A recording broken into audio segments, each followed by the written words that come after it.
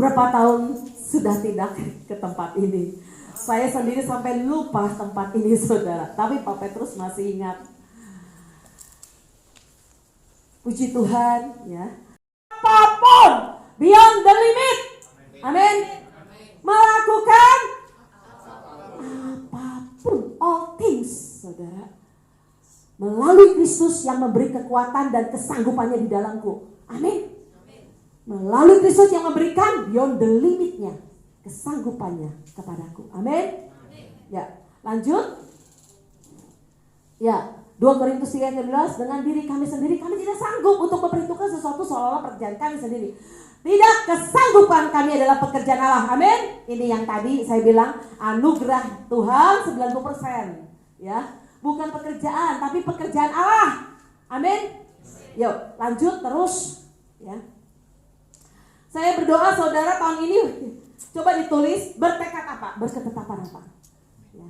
Ini masih bulan Februari, ya masih barulah, ya masih oke lah. Ayo tulis saudara, sampai nanti akhir tahun, saya bertekad berketetapan. Saudara lakukan. Nanti saudara lihat sesuatu yang ajaib. Amin. Sekali lagi, bertekad itu bukan keinginan loh, bukan keinginan, tapi berketetapan. Kalau keinginan tok ya itu cuma di permukaan aja. Nggak ada keuletan di dalamnya. Kalau keinginan itu nggak ada keuletan di dalamnya. Tapi kalau bertekad, kamu pasti ulet, kamu pasti tekun, kamu pasti setia. Amin. Jadi di dalam bertekad pasti saudara akan disertai dengan keuletan. Lanjut sekarang. Yang kedua adalah cepat didikan, didisiplin. Saudara untuk menjadi orang beyond the limit, saudara harus dididik Tuhan, didisiplin saudara. Wahyu 3 ayat 13 dikatakan, barang siapa kukasihi, ia kutegur dan kuhajar. Sebab itu relakanlah hatimu dan bertobatlah. Yang dikasihi Tuhan, pasti apa? Ditegur. Pasti dihajar. Ini Alkitab yang bilang loh, bukan saya loh ya. Jadi kalau kita dicintai Tuhan, kita akan ditegur. Kita akan dihajar Tuhan.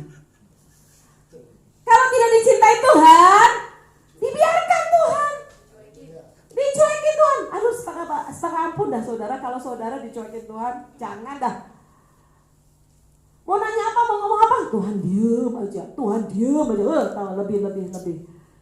Lebih baik saudara ngalami, dibentuk Tuhan, diproses Tuhan. Tapi ada begitu banyak orang diproses Tuhan, ya dihajar Tuhan, marah sama Tuhan, marah. Alkitab berkata dengan kasihnya Tuhan menegur dan menghajar kita. Disiplinnya itu bukan menyusahkan kita. Disiplinnya itu bukan menyengsarakan kita saudara. Bukan membuat kita tambah berat, bukan saudara. Jadi sekali lagi, saya berdoa saudara mengerti hal ini. Lanjut. Ibrani 12 ayat 5-6 berkata demikian saudara. Dan sudah lupakah kamu akan nasihat yang berbicara kepadamu seperti kepada anak-anak? Hai anakku, janganlah anggap enteng didikan Tuhan. Nih ya, kata-kata janganlah anggap enteng. Kenapa Tuhan menulis jangan anggap enteng? Nanti saya mau jelaskan. Jangan anggap enteng didikan Tuhan dan jangan putus asa apabila diperingatkannya. Karena Tuhan menghajar orang yang dikasihinya dan menyesahkan orang yang diakuinya sebagai anak.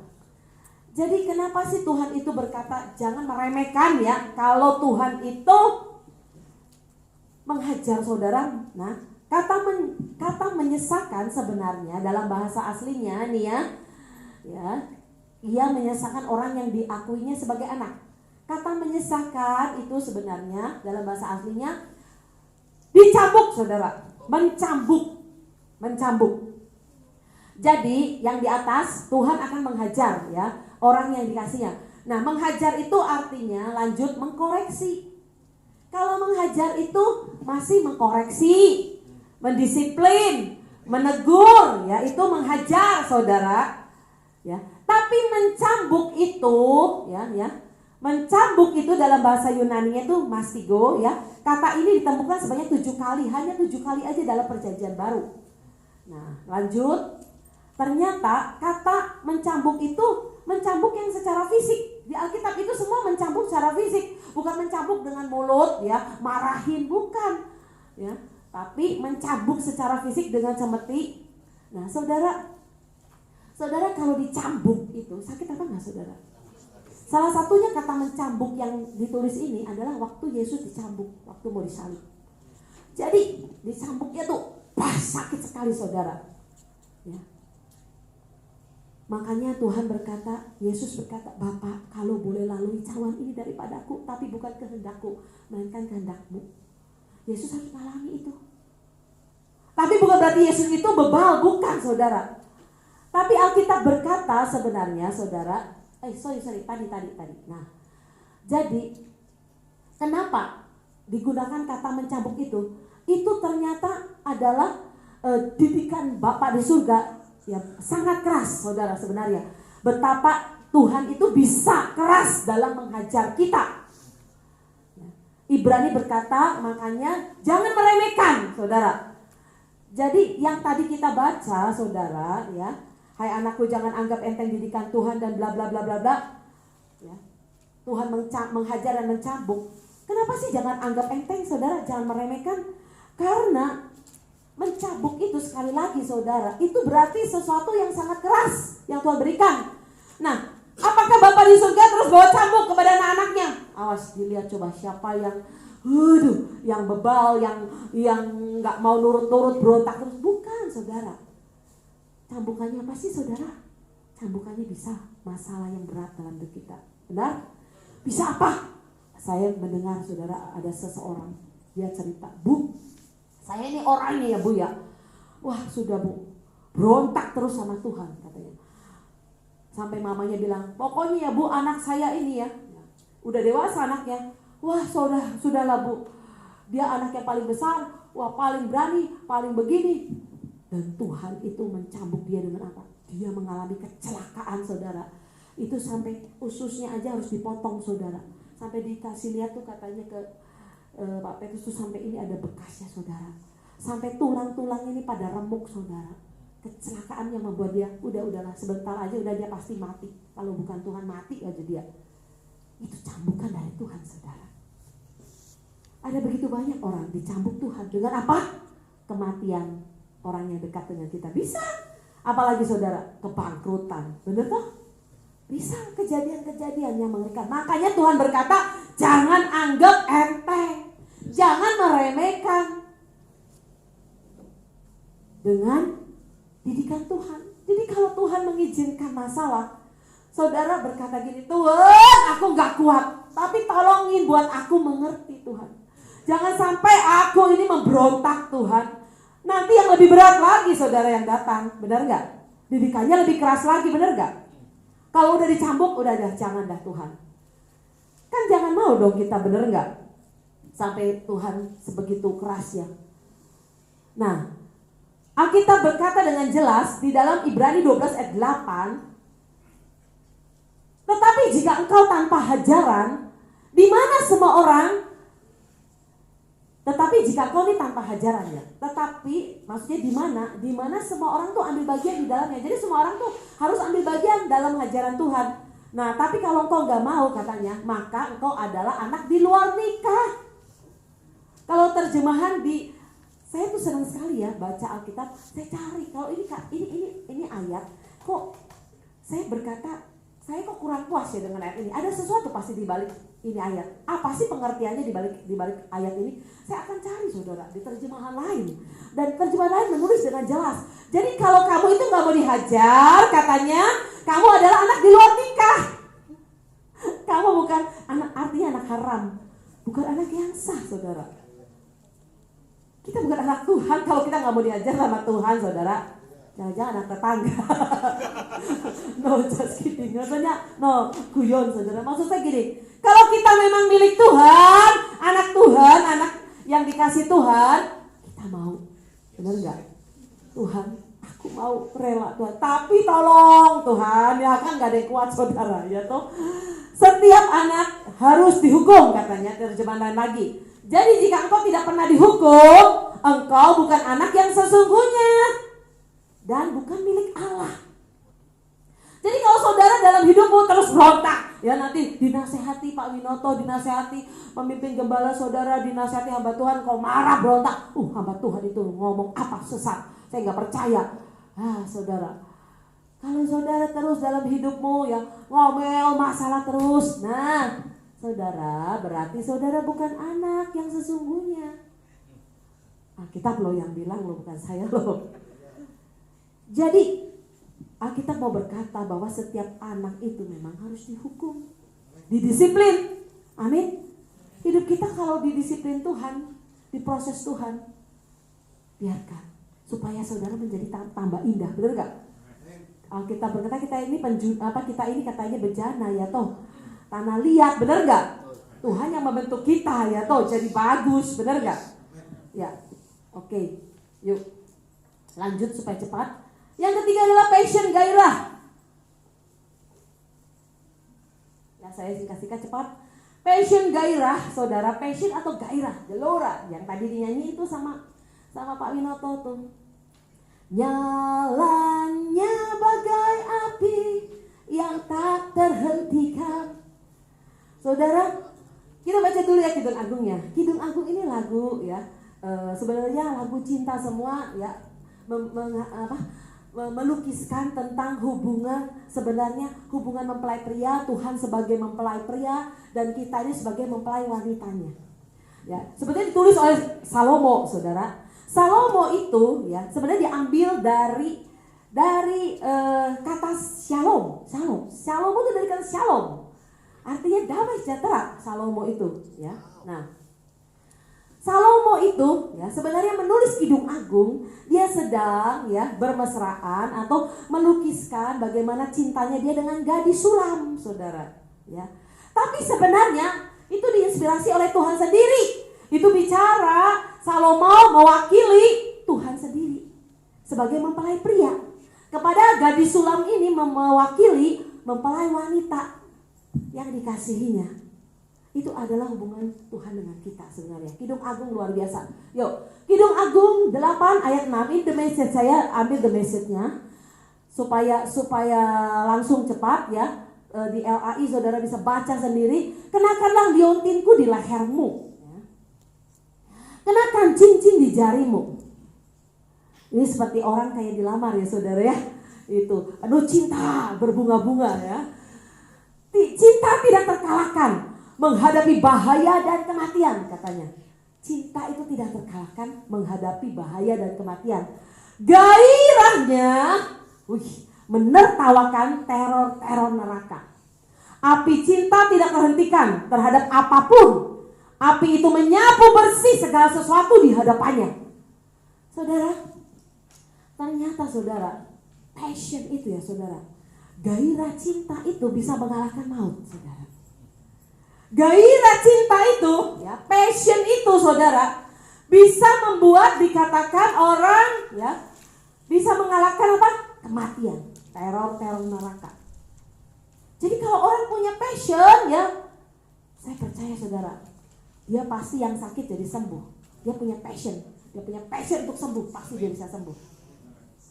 Gairah atau passion itu membuat orang terbebas dari penjara saudara. Nah, jadi gairah cinta itu saudara, itu ajaib sekali. Passion itu ajaib sekali saudara. Kalau kita memiliki passion saudara, Alkitab berkata mengalahkan maut dan mengalahkan segala sesuatu yang dihadapinya. Amin. Nah, saudara, saya punya anak buah ya saudara. Anak buah saya ini kalau berdoa, saya sering bawa dia juga ya di kaki gunung kita berdoa, di hutan-hutan ya, di lereng gunung ya, terus di bukit-bukit kita berdoa saudara. Anak buah saya ini ajaib sekali saudara. Dia kalau doa tuh gini saudara, ya dia saking geramnya, ya, dia punya passion ya untuk mengalahkan iblis saudara ya. Dia melihat di dalam roh bahwa wah bu, saya dapat ini begini-begini. Ya kamu kerjakan saya bilang, seperti imanmu, habisi itu roh itu. Terus dia ya saudara kalau perang dengan roh itu dia bilang gini, Aku cincang-cincang engkau. Terus dia bilang, aku tusuk engkau, aku bakar engkau. Saya bilang dalam hati, saya mau ketawa sebenarnya saudara, jadi sate dong, bener gak?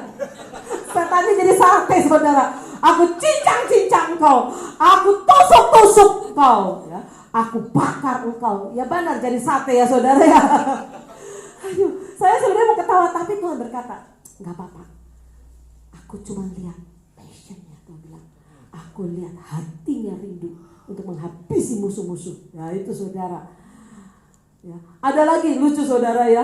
Saya ini sering kan berdoa di tempat-tempat terbuka seperti itu. Ya waktu kita mau naik ke Gunung Sumbing Sindoro, saya bawa anak buah saya. Karena harus di bagian base camp harus dikerjakan, didoakan supaya teman-teman kita bisa naik ke atas dan menghabisi ya. Karena kita ini ya kasih karunianya, anugerahnya naik gunung ya. Kalau imam kan lain lagi mungkin ya. Nah, kita ini mendaki gunung-gunung, menguasai, penakluk gunung ya. Saya bersyukur saudara ada orang-orang yang bertobat ya. Dia bilang, wih ini gereja yang beda dengan yang lain. Kok hobi naik gunung katanya. Terus dia bilang itu, karena saya hobinya naik gunung, saya mau masuk gereja itu katanya. Wah puji Tuhan saya bilangnya. Kok ada katanya gereja kok naik gunung terus katanya. Makanya saya masuklah ke gereja ini. Bu, saya kan tanya seseorang, kenapa sih kamu bisa masuk gereja ini? Itu yang saya bawa dia itu. Kalau naik gunung tuh, Bu, kalau naik gunung itu ibu jangan terlalu cepat, nanti oksigennya habis, ngos-ngosan katanya. Nanti malah gak nyampe, Bu. Ibu harus ada ritmenya, ada cara jalannya katanya. Tuh gitu Bu, saya diajarin saudara. Dia pakai sandal jepit naik ke atas coba saudara. Naik gunung sampai puncak sandal jepit saudara. Saya sampai benar-benar beyond the limit dah. Nah saudara, jadi sekali lagi tadi saya cerita apa tuh? Sampai bingung. Saking bergairah nih saudara. Ya. Jadi tadi saya cerita apa tadi? Passion ya saudara. Nah ini satu lagi ya lucu nih. Berdoa saya. Bu, saya lihat itu Bu rohnya di hutan-hutan, itu di pohon-pohon Bu. Tapi Tuhan kasih senjata kita gergaji Bu. Oh ya saya bilang gitu. Terus bagaimana? Yuk kita pakai gergaji kita semua. Tuhan sudah berikan itu. Terus dia, waduh saudara. Jujur saudara saya mulus mau ketawa saudara. Tapi ya udah saya lakukan ikut saudara. Ya. Untuk dia juga senang ya saudara. Tapi bukan apa-apa, maksud saya tindakan profetiknya. Kita habisi musuh kita. Musuhnya digergaji saudara. Setan itu udah ampun-ampun deh pasti saudara. Udah ditusuk, dicincang, digergaji lagi saudara.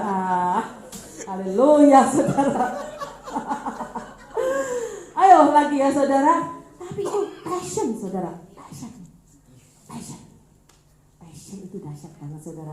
Saya ini ya baru-baru ini ya saudara, bulan Agustus nih. Saya nih parno dengan COVID ini saudara, paranoid saudara, ketakutan dengan COVID ini. Padahal saya sudah khotbah, tiba-tiba itu roh masuk. Itu ya COVID itu di belakangnya ya saudara, yang menyerang kita, yang membuat kita ketakutan, kecemasan. Itu roh di belakang COVID saudara, di belakang si stupid ini saudara. Itu rohnya saudara, rohnya membuat apa? Takut. Rohnya membuat apa? Kita ya intimidasi. Aku bakal kena COVID. Aduh, nanti aku mati nih. Nanti gimana nih? Nah, itu panik saudara. Batuk sedikit udah panik, takut, bener gak? Itu saya gitu saudara. Saya mau jujur saudara sama saudara. Enggak ada pendeta yang sakti saudara. Tapi kita ini semua orang-orang yang mau bertobat saudara. Dan kita orang-orang yang percaya dan punya iman. Itu kelebihannya saudara. Dan kemudian saudara waktu saya ngalami itu tuh saudara ya, wah saya bisa minum obat. Nah ini obat China nih, obatnya gak salah. Yang salah saya hanya ini makan sehari berapa kali, akibatnya mahnya kena. Kemudian saya mulai batuk, ada batuk, saya dikena nih. Ada pilek, waduh saya kena nih. Ya pileknya sih gak ada nih, batuk ya saudara. Terus tiba-tiba saya merasa, waduh gak enak badan nih. Langsung saudara, itu begitu saudara ketakutan, itu seperti penyakit datang semua tuh. Si roh itu juga datang. Saya sambil duduk, terus roh itu ngomong gini katanya. Kamu ya, nanti akan seperti pendeta-pendeta yang lain. Sebentar lagi kamu mati. Katanya gitu. Itu rohnya intimidasi saudara. Kemudian tiba-tiba saya duduk tuh yang kayak bengong. Coba ya, siapa yang di sini pernah ngalami udah gejala-gejala COVID, itu rohnya seperti itu saudara. Itu datang pada saya, roh di belakang COVID itu. Dia bilang gini katanya, kamu ya, untuk apa sih kamu tuh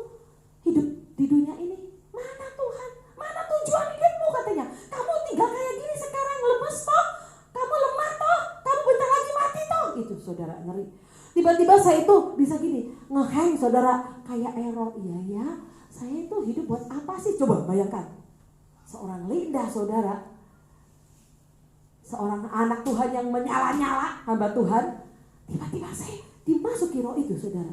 Setelah itu kemudian saya bisa gini saudara, saya bisa duduk ya, terus bisa tiba-tiba rasa gelap, saya kayak di bawah sesuatu yang gelap gitu. Wih, itu kayak black hole saudara, di bawah gitu, mau dibawa ke lubang situ saudara, ngeri banget saudara.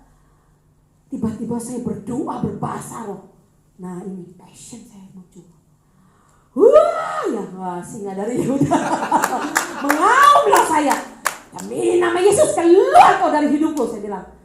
Saya bla bla bla bla bla, saya habisin itu roh itu saudara. Pokoknya dari lumat-lumat dia udah habis lah pokoknya itu ya. Lah wong muridnya aja kayak gitu, apalagi gurunya saudara. Saya sama musuh juga habisi itu musuh saudara. Dan apa yang terjadi saudara?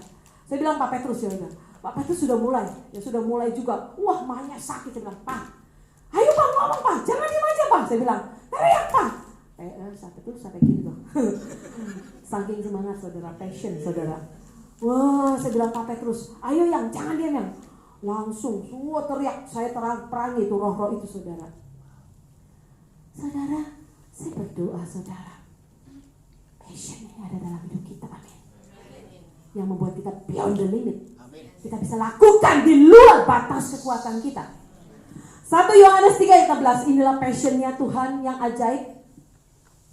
Ya, kalau apapun juga yang kamu perbuatlah dengan segenap hatimu, dengan passionmu, segenap hatimu. Coba ngomong, passionmu, segenap hatimu, menentukan segalanya. Ya, seperti untuk Tuhan dan bukan untuk manusia. Jadi kau passion untuk menyembah, passion mimpin pujian, passion main musik, passion menari, passion bekerja, passion apapun, menginjil, passionmu untuk Tuhan. Benar? Nah, kemudian ini passion Tuhan, 1 Yohanes 3:16. Demikianlah kita ketahui kasih Yesus, passionnya Kristus. Makanya ada filmnya apa? The Passion of the Christ, ya. Itu passionnya Tuhan. Nonton film itu dah. Banyak orang-orang yang belum bertobat, bukan anak Tuhan, nonton itu bertobat saudara. Lihat passionnya Kristus itu saudara, yaitu bahwa Ia telah menyerahkan nyawanya untuk kita.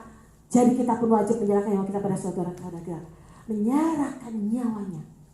Yesus di kayu salib itu ya, bukan dengan takut dan gentar lagi saudara. Ya, dia sudah lalui itu di Getsemani. Bapa jauhkanlah corone daripadaku. Tapi begitu dia di kayu salib, dia berkata, it is finished. Passionnya menyala. Sudah selesai. Aku sudah habisi musuhku. Ya, passionnya saudara. Passion saudara luar biasa. Dunia orang mati. Ya, kubur itu katanya Sheol ya. Itu kubur dalam bahasa Ibrani-nya Sheol itu dunia orang mati itu Sheol. Itu katanya itu di mana tempat jiwa-jiwa di penjara.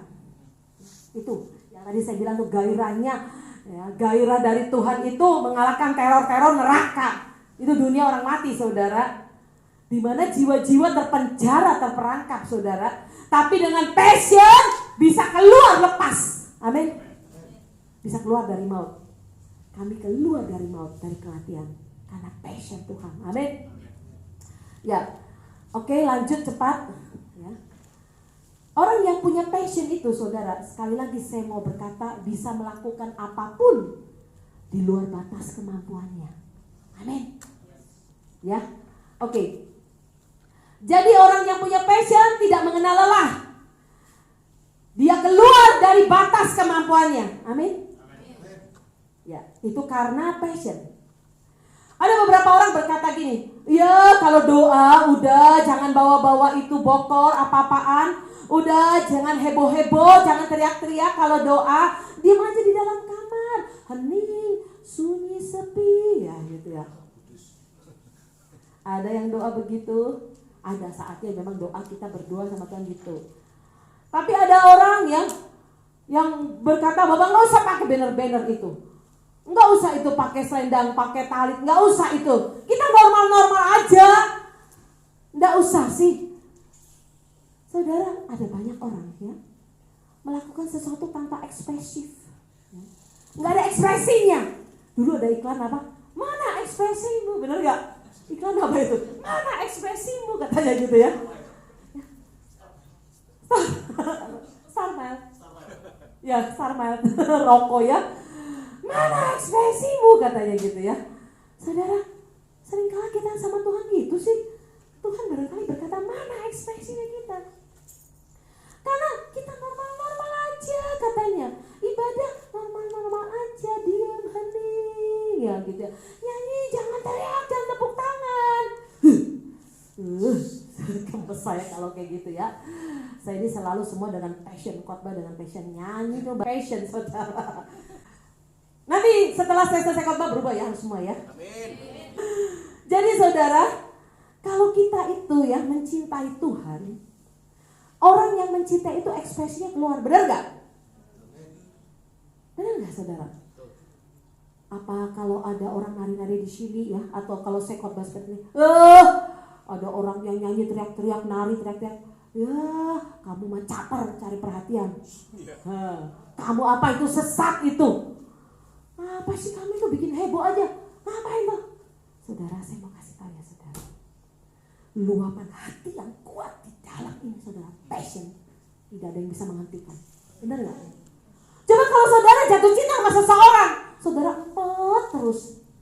Saudara katanya ya, kalau kentut ditahan jadi sakit perut. Harus dikeluarkan. Ya, cinta dinyatakan saudara. Benar gak? Nah, orang kalau misalnya ya saudara, kan kasihan ya kalau cinta gak ternyatakan ya. Jadi apapun yang begitu kuat yang dari dalam ini tidak akan pernah bisa berhenti di dalam, benar gak? Apapun yang kuat di dalam ini saudara tidak akan pernah bisa berhenti di dalam, benar gak?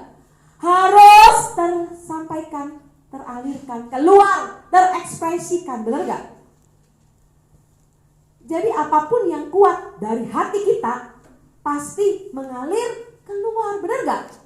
Apapun kuat yang ada di dalam sini pasti mengalir keluar, benar gak? Mengalir keluar dong, ya toh?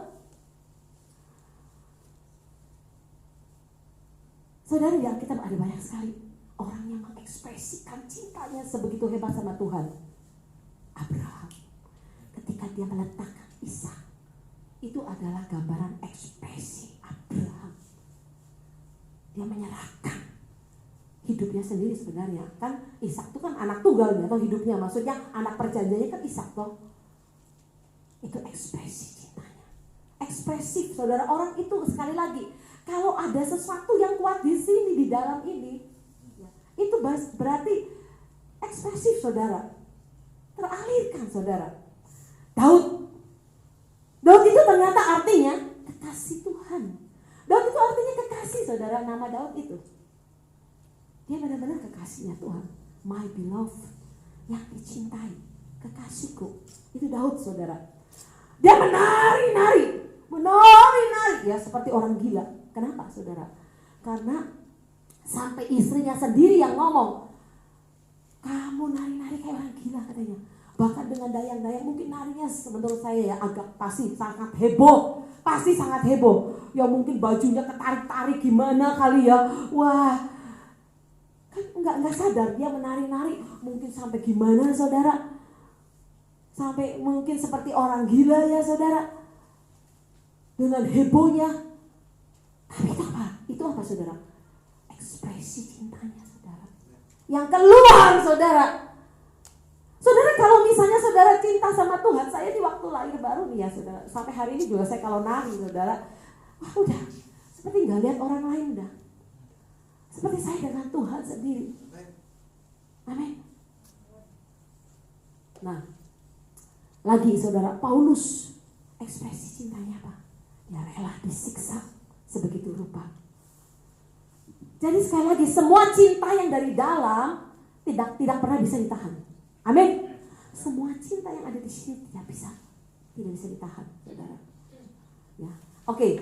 Sekarang lanjut cepat. Yang terakhir, upgrade, saudara. Upgrade. 2 Petrus 1 ayat 5-8. Justru karena itu kamu harus dengan sungguh-sungguh berusaha untuk menambahkan kepada imanmu kebajikan. Kepada kebajikan pengetahuan. Kepada pengetahuan penguasaan diri. Kepada penguasaan diri ketekunan. Kepada ketekunan kesalehan. Lagi. Lanjut. Dan kepada kesalehan kasih akan saudara-saudara. Kepada kasih akan saudara-saudara, kasih akan semua. Kasih akan semua orang. Sebab apabila semuanya itu ada padamu berlimpah-limpah, kamu akan dibuatnya menjadi giat dan berhasil dalam pengenalanmu akan Tuhan Yesus Kristus, Tuhan kita. Saudara, kita berkata, mari kita tingkatkan semuanya. Upgrade semua saudara, iman kita, kebajikan kita. Upgrade semua saudara, kekuatan kita, pengetahuan kita, pengenalan kita akan Tuhan. Upgrade semua penguasaan diri, ketekunan ini ditulis semua saudara. Upgrade ya, tadinya kasih kepada saudara-saudara kita seiman, katanya naik lagi kemana? Kasih kepada semua orang. Ya, kalau saudara sudah berdoa untuk ya keluarga saudara, upgrade saudara berdoa apa? Untuk jemaat di sini. Udah berdoa untuk jemaat di sini, berdoa lagi untuk kota ini. Upgrade lagi untuk Indonesia. Upgrade lagi untuk apa? Bangsa-bangsa. Naik, tingkatkan semua naik. Jangan pernah turun saudara. Upgrade semuanya saudara. Upgrade belas kasihan kita. Upgrade penginjilan kita. Upgrade kepedulian kita. Upgrade saudara. Sampai dengar teriakan saya anaknya. Ya semangat. Rohnya menyala-nyala. Ya, jadi saudara, saya itu ya saudara. Upgrade semuanya.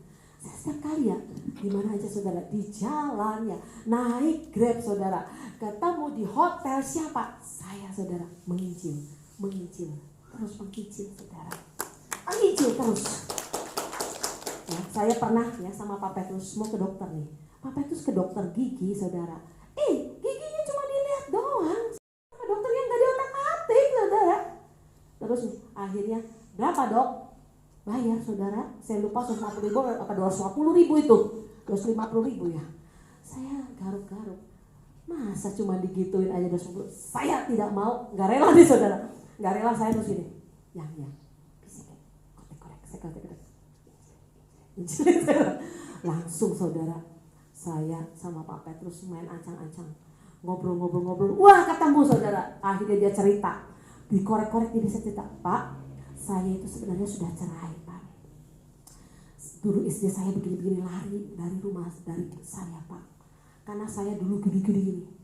Wah saudara, akhirnya selesai gitu. Terakhir Pak Petrus doakan. Akhirnya orang ini dari agama tertentu lah, terus didoakan. Ya saudara, ajaib. Mau terima Yesus saudara. Wow, haleluya saudara. Ya, jadi saya mengeluarkan uang gak sia-sia ya saudara. Jadi sekali lagi saudara, upgrade semuanya saudara. Saya mau saudara upgrade, hikmat saudara termasuk juga. Semuanya di dalam hidup kita di-upgrade semuanya. Ya. Upgrade segala sesuatu. Nah, upgrade hidup dalam roh saudara. Upgrade hidup di dalam roh, hidup dengan Tuhan saudara. Jadi saudara mulai belajar. Saya ini mulai belajar ya, terus upgrade dengan ngomong dengan Roh Kudus tiap hari ya saudara. Apapun dalam hidup saya, ada sesuatu masalah, ada sesuatu saya mau pergi ya. Walaupun gini loh, enggak saya harus masuk kamar dulu doa dulu, enggak ya. Saya ada sesuatu, Pak Petrus tanya, Lid gimana gini-gini. Saya berdoa nih sama Tuhan. Tuhan bagaimana ya? Apa sih yang kau mau Tuhan? Sebenarnya begini Tuhan, tolong Tuhan. Saya selalu saudara doa. Apapun yang terjadi di depan saya selalu doa. Nah, saudara saya mau saudara, setiap kita belajar ya saudara, nah upgrade dengan deklarasi saudara. Yang tadi saya ceritakan, saya ini selalu upgrade deklarasi saya. Saya buat ya deklarasi keluarga, buat perjanjian untuk keluarga, perjanjian Tuhan di gereja ya, jemaat maksudnya. Perjanjian Tuhan dengan jemaat saya perkatakan, perjanjian Tuhan dengan kota yang saya ada tinggal, perjanjian Tuhan dengan Indonesia, saya terus perkatakan, upgrade itu semua saudara. Kalau saudara berkata, gak apa-apa santai aja, saudara pikir kita santai-santai, saudara sedang menghadapi apa di depan? Saya mau kasih tahu ya saudara, di depan tidak lebih ringan saudara. Di depan tidak lebih ringan. Saudara, kita akan memasuki gelombang yang kedua mengerikan. Saya nggak menakut-nakuti nih saudara. Dengan semua propagandanya mereka, semua vaksin dan virus saudara, di depan akan lebih mengerikan saudara. Yang di depan. Saudara nggak akan, saudara sudahlah, ngapain sih doa-doa, ngapain sih menahan-nahan semua, ngapain sih kita pendamaian, ngapain sih kita puasa untuk ini, untuk vaksin, untuk virus ini. Ketika kita menurunkan standar saudara, gelombang kedua akan lebih mengerikan lagi. Jadi saya mau berkata jangan pernah berhenti, gaspol saudara. Tolong please jangan berhenti saudara. Kami ini ya sudah berapa tahun saudara, tiap minggu kami doa keliling kota. Sudah berapa tahun? Tiap minggu doa keliling kota. Gak pernah berhenti. Terus menahan semua. Menahan antikris. Menahan semua saudara. Mendingan saudara hari ini kita ambil senjata. Kita latihan nembak. Ya bukan berarti bunda suruh beli senapan. Bukan saudara. Maksud saya tuh ya latihan nembak itu ambil senjata tuh. Ya itu senjatanya apa? Deklarasi. Senjatanya apa? Doa. Ya menahan semuanya. Senjatanya apa lagi? Ya puasa, pujian, penyembahan, baca firman. Itu senjata kita mendingan sekarang saudara. Daripada waktu musuh datang, saudara gak bisa menggunakan senjata saudara, benar gak? Cara nembaknya aja gimana ya? Aduh ini musuh dari depan, cara nembaknya gimana sih cara nembak? Habis saudara sama musuh saudara, benar gak? Loh saya nih ya kalau mau pergi doa peperangan saudara, saya itu selalu saudara, please ya, misalnya pergi ke luar negeri nih, mau doa ini beberapa di China nih. Kami ini doa puasa dulu, saya bilang bayar sekarang, cepat, latihan semua di sini dulu. Jadi gempur dulu nih di udara, doa puasa saudara. Soalnya ya saudara saya bolak-balik nih, kalau sudah di tempat peperangannya kita nih bisa ngeblank saudara. Kita nih mau ngelakuin apapun ya, kita sudah apa? Terlalu capek, bener gak? Karena ya kalau kita udah keluar negeri itu ya sudah doa di mana-mana, terlalu capek. Jadi gak bisa maksimal, benar gak? Makanya saya bilang sebelum berangkat bayar itu latihan nembak, latihan pegang senjata gitu loh saudara. Jadi sekali lagi saudara, tolong please sekarang kamu sekalian ambil senjata. Senjatanya bisa macam-macam, gitar, kecapi ya toh. Penyembahan yang tadi saya katakan, penginjilannya ya toh. Ayo lakukan itu saudara. Naikkan semuanya, amin. Naikkan semuanya. Ada orang berkata gini, Tuhan nih mau bawa kita naik gunung nih, ke atas nih. Tuhan udah gak usah lah Tuhan, gak usah naik sampai ke atas lah. Gak usah sampailah Tuhan ke atas lah Tuhan. Udah di sini aja. Terpaksa Tuhan menurunkan standarnya. Karena saudara ya tidak mau destininya sampai. Gak mau dipaksa, Tuhan gak mau. Jadi Tuhan terpaksa turunkan standar. Saudara mau begitu? Jangan sampai saudara diturunkan standarnya. Karena saudara ngomel gak mau. Tapi biar kita semua naikkan semuanya. Amin. Tingkatkan semuanya. Upgrade iman kita, upgrade keintiman kita dengan Tuhan, upgrade roh kita. Ya, seperti apapun kondisi roh kita, ada banyak kondisi rohnya ya. Gimana sih ngecek kondisi roh kita gimana coba? Gampang saudara. Kita bisa ngecek ketahuan nih, roh kita nih melempem ya. Roh kita ini kondisinya beku, bisa dicek saudara. Caranya gimana? Dengan berbahasa roh. Saudara berbahasa roh ya. Kalau saudara berbahasa roh 1 menit saja sudah capek, sudah males ya, berarti roh saudara sedang melempem. Saudara sedang turun. Saudara gak naik itu namanya. Tapi kalau saudara ya berbahasa roh, Tuhan suruh engkau berbahasa roh. Dan saudara bisa berbahasa roh 5 menit, bahkan lebih dari 5 menit saudara. Itu roh saudara tidak sedang letih. Amin. Roh saudara tidak sedang letih. Sama saudara, kalau saudara mendengarkan firman Tuhan, tapi waktu saudara dengar firman Tuhan, saudara gak bisa nangkep saudara. Saudara gak bisa mencerna firman Tuhan, Kalau khotbah sudah nggak bisa berbicara lagi di hati saudara, artinya roh saudara sedang turun. Saudara sedang letih. Jadi gampang ngecek kondisi roh kita, saudara. Roh kita sedang menurun atau roh kita sedang naik. Jadi mari saudara, setiap kita, saya katakan sekali lagi, upgrade semuanya, naikkan semuanya, amin. Oke, yuk kita tutup.